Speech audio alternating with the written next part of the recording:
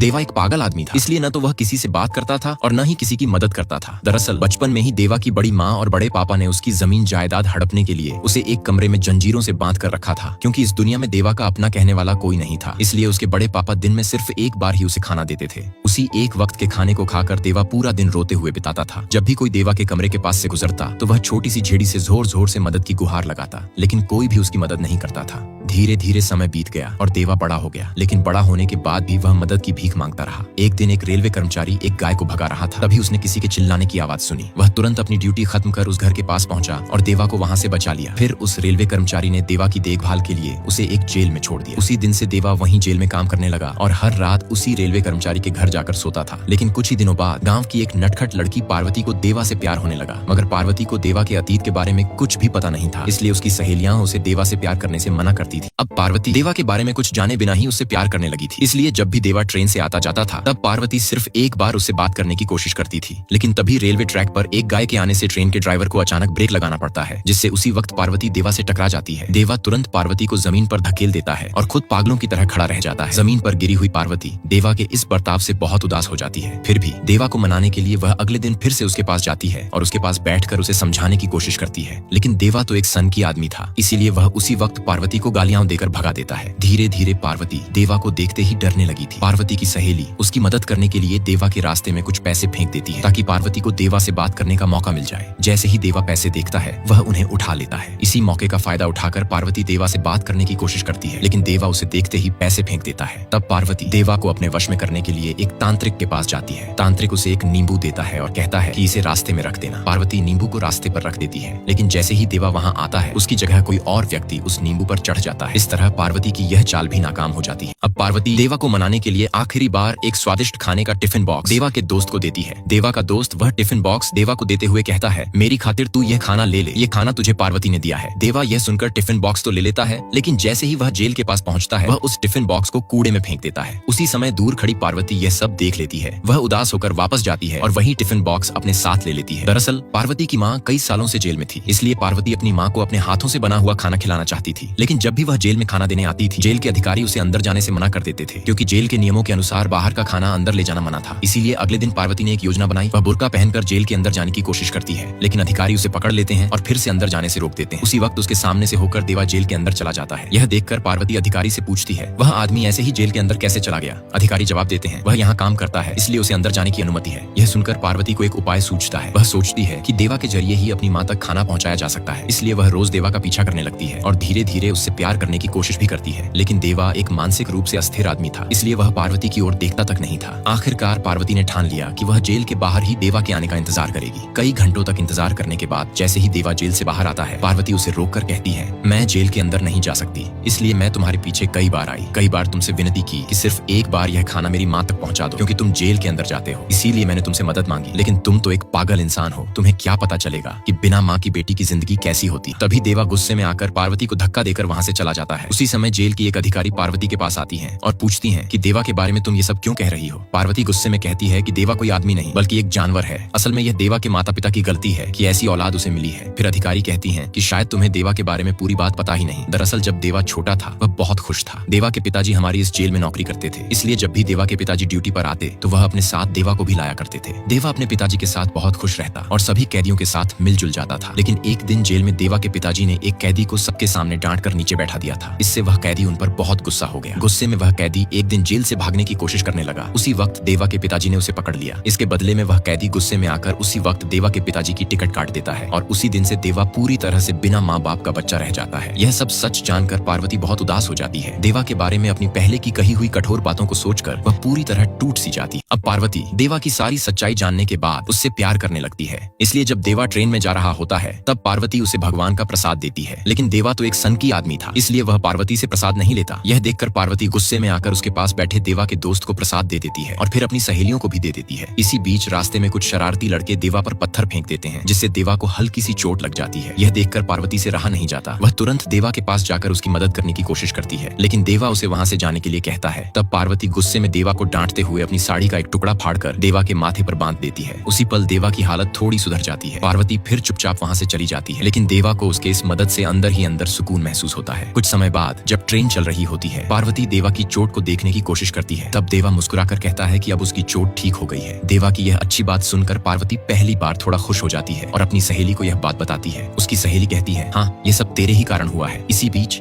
देवा की जेल में कुछ गुंडे एक कैदी को बहुत बुरी तरह से पीट देते हैं। असल में वह कैदी पहले एक राक्षस था। कुछ साल पहले उसने कुछ लोगों की टिकट काट दी थी और उनका पैसा एक पेड़ के नीचे छुपा दिया था। अब वे गुंडे उसी पैसे को लेने आए थे, लेकिन तभी वहाँ देवा पहुंच जाता है। वह सबको पीटकर वहाँ से भगा देता है। देवा की इस मदद से वह कैदी भावुक होकर अपनी माँ के पास जाकर रोते हुए कहता है, देवा की वजह से आज मैं जिंदा बच पाया। अब पार्वती देवा को देखने के लिए बहुत खुश होकर ट्रेन में आती है। देवा को देखकर वह थोड़ी खुश हो जाती है, लेकिन तभी पार्वती की दोस्त उसे कुछ पैसे देती है ताकि वह वे पैसे वकील को दे सके। पार्वती पैसे को अपने झोले में रखती है, फिर कुछ फल निकालकर अपनी दोस्तों को देती है और फिर देवा को देने के लिए चल पड़ती है। लेकिन देवा तो शक्की था, इसलिए वह पार्वती से फल लेने से मना कर देता है। यह सुनकर पार्वती चुपचाप जाकर खुद ही फल खाने लगती है। जैसे ही ट्रेन टनल के अंदर जाती है, तभी एक चोर पार्वती के झोले से पैसे चुरा लेता है। जब पार्वती अपने झोले में देखती है तो पैसे गायब होते हैं। यह देखकर वह पूरी तरह हैरान हो जाती है और घबराते हुए चारों ओर पैसे ढूंढने लगती है, लेकिन उसे पैसे कहीं नहीं मिलते। आखिरकार पार्वती देवा के पास जाकर रोते हुए उससे विनती करती है, देवा, किसी ने मेरे पैसे चुरा लिए हैं, प्लीज मेरी मदद करो। लेकिन देवा उसकी मदद करने के बजाय पार्वती को जोर से धक्का दे देता है, जिससे पार्वती सीट से टकरा जाती है। चोट लगने के बाद पार्वती रोते हुए सबके सामने देवा से कहती है, तू आदमी है या पत्थर? मुझे पता है कि तूने बचपन से बहुत दर्द सहा है, लेकिन इसका मतलब यह नहीं कि हर बार एक शक्की आदमी की तरह व्यवहार करेगा। तेरे जैसे मर्द को तो शर्म आनी चाहिए। तभी देवा का दोस्त वहाँ आता है और पार्वती को लेकर हर जगह पैसों के बारे में पूछताछ करने लगता है। इस बीच देवा जब पार्वती को रोते हुए देखता है तो उसके मन में कुछ अजीब सा एहसास होता है। उसी वक्त उसे याद आता है कि जब ट्रेन सुरंग के अंदर गई थी तब एक भिखारी आया था, वही पैसे चुरा ले गया था। देवा तुरंत उस भिखारी को देखकर उसका पीछा करने लगता है, लेकिन जैसे ही भिखारी देवा को देखता है वह वहाँ से भाग जाता है। नेक्स्ट पार्ट के लिए लाइक और कमेंट करें।